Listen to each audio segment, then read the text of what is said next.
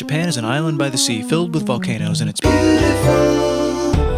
In the year -1 billion, Japan might not have been here.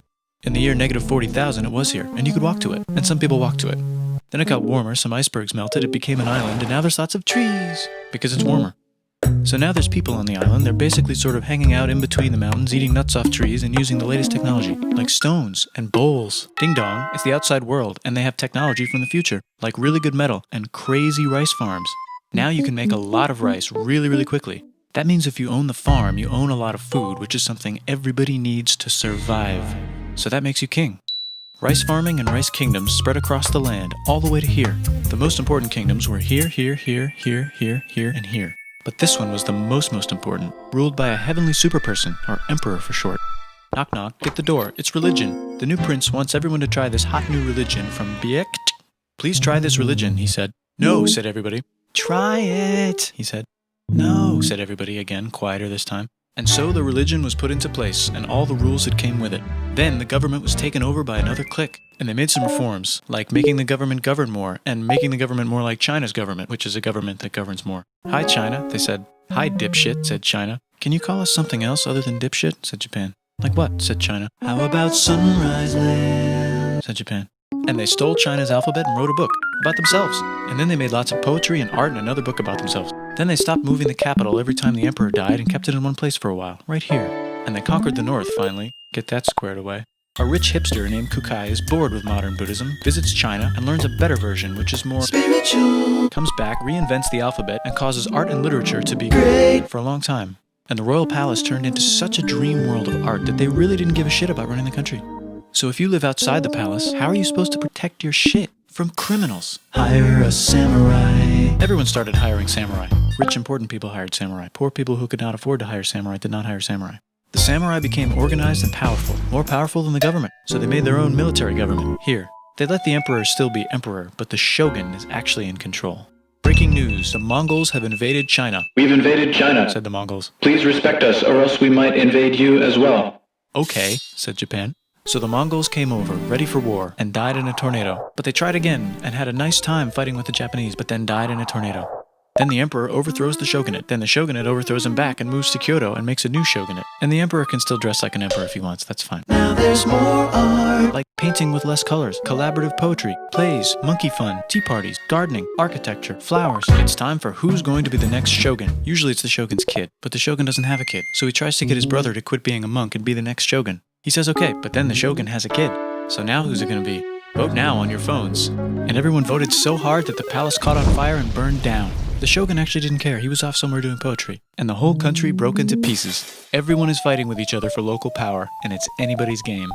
Knock knock, it's Europe. No, they're not here to take over. They just want to sell some shit, like clocks, and guns, and Jesus. So that's cool, but everyone's still fighting each other for control, now with guns. And wouldn't it be nice to control the capital, which right now is puppets, with no one controlling them? This clan is ready to make a run for it, but first they have to trample this smaller clan, which is in the way. Surprise, the smaller clan wins, and the leader of that clan steals the idea of invading the capital and invades the capital, and it goes very well. He's about halfway through conquering Japan when someone who works for him kills him, and then someone else who works for him kills them, and that guy finishes conquering Japan. And then he confiscated everybody's swords, and made some rules. And now I'm going to invade Korea, and then hopefully China, he said, and failed, and also died. But before he died, he told these 5 guys to take care of his 5-year-old son until he's old enough to be the next ruler of Japan. And the 5 guys said, yeah, right, it's not going to be this kid, it's going to be one of us, because we're grown-ups. And it's probably going to be this guy, who happens to be way more rich and powerful than the others. A lot of people support him, but a lot of people support not supporting him. They have a fight, and he wins, and starts a new government, right here. And he still lets the emperor dress like an emperor, and have very nice things. But don't get confused, this is the new government, and they are very strict. So strict they closed the country. No one can leave, and no one can come in. Except for the Dutch, if they want to buy and sell shit, but they have to do it right here. Now that the entire country was not at war with itself, the population increased a lot. Business increased, schools were built, roads were built, everyone learned to read, books were published, there was poetry, plays, sexy times, puppet shows, and Dutch studies. People started to study European science from books they bought from the Dutch. We're talking geography, skeletons, physics, chemistry, astronomy, and maybe even electricity. Over time, the economic and cultural prosperity began to gradually slow down. Knock knock. It's the United States, with huge boats, with guns. Gunboats. Open the country. Stop having it be closed, said the United States. There's really nothing they could do, so they signed a contract that lets the United States, Britain, and Russia visit Japan anytime they want.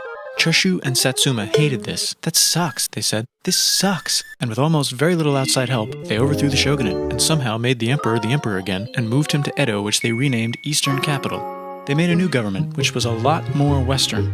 They made a new constitution that was pretty Western, and a military that was pretty Western. And do you know what else is Western? That's right, it's conquering stuff. So what can we conquer? Korea. They conquer Korea, taking it from its previous owner, China, and then go a little bit further. And Russia rushes in out of nowhere and says, "Stop, no, you can't take that. We were going to build a railroad through here to try to get some warm water." And Russia builds their railroad, supervised by a shit ton of soldiers. And then when the railroad was done, they downgraded to a fuck ton. Did I say downgrade? I meant upgrade. And Japan says, "Can you maybe chill?" And Russia says, "How about maybe you chill?" Japan is kind of scared of Russia. You'll never guess who's also kind of scared of Russia.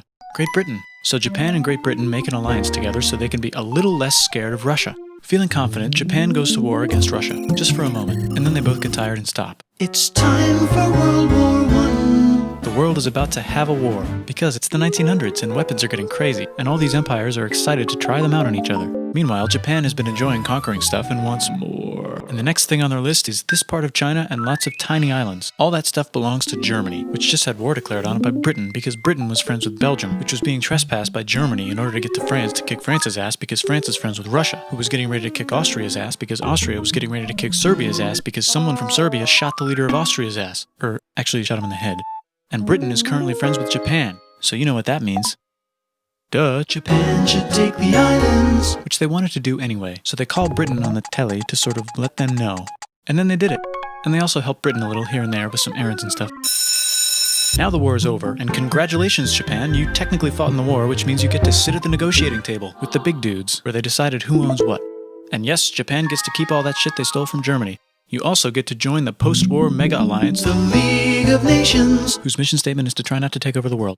The Great Depression is bad, and Japan's economy is now crappy, but the military is doing just fine, and it invades Manchuria. And the League of Nations is like, "No, don't do that. If you're in the League of Nations, you're not supposed to take over the world." And Japan said, "How about I do anyway?" And Japan invaded more and more and more and more of China, and was planning to invade the entire East. You've got mail. It's from Germany, the new leader of Germany. He has a cool mustache, and he's trying to take over the world and needs friends. This also got forwarded to Italy. They all decided to be friends because they had so much in common. It's time for World War II. Germany is invading the neighbors. Then they invade the neighbors' neighbors. Then the neighbors' neighbors' neighbors, who happened to be Britain, said, "Holy shit." And the United States started helping Britain because they are good friends, and started not helping Japan because they're friends and our friends are not friends. Plus they're planning on invading the entire ocean. The United States is also working on a large, very huge bomb, bigger than any other bomb, ever, just in case. But they still haven't joined the war. War looks bad on TV, and the United States is really starting to care about their image. But then Japan spits on them in Hawaii and challenges them to war. And they say yes. And then Germany, as a symbol of friendship, declares war on the United States also. So the United States goes to war in Europe, and they help the gang chase Germany back into Germany. And they also start chasing Japan back into Japan. And they haven't used the bomb yet and are curious to see if it works, so they drop it on Japan. They actually drop two.